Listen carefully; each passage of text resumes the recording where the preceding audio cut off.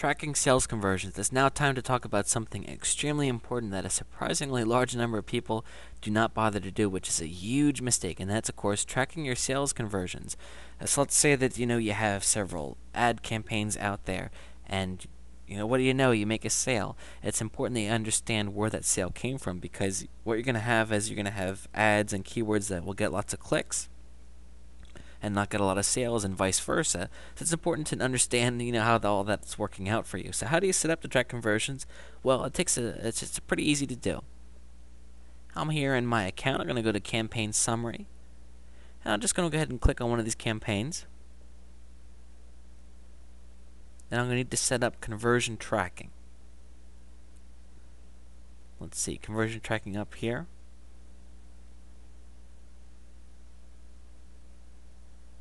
I'm going to go ahead and create an action.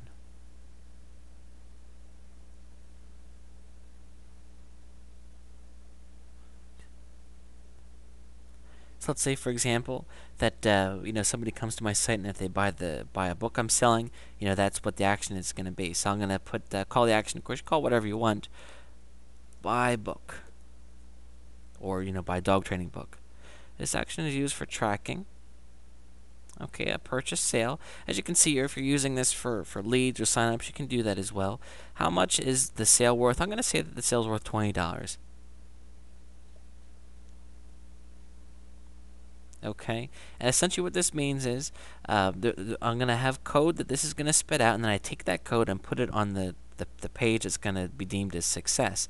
So in other words, what this means is that somebody buys the book, and once they buy the book, they're going to be sent to a page, where they, of course, where they bought it, and on that page I get to have my code that will then register to Google that it was viewed, and then it'll show up as a sale. So again, conversion page security level, I would just go ahead and leave that as HTTP, unless, of course, you have that, which if you don't know a lot of what you're doing, it's probably going to be just the regular without the S.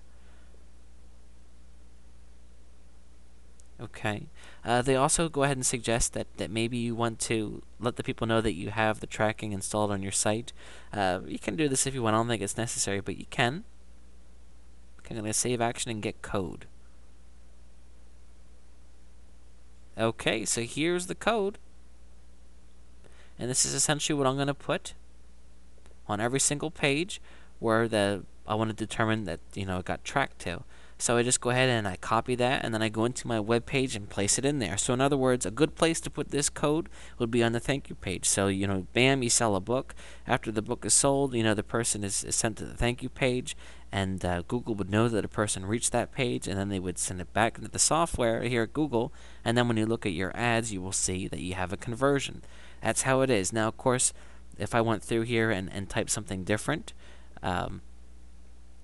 for a different action, I do this for the dog training book, but let's say that I have a different book that I'm selling. I'll go through and I'll create a second action, and then it'll spit out different code, and then I'll put that on those pages. That's how you do it. So, and again, you can go look at your conversions then in your reports, and this is, very important to understand and to be doing.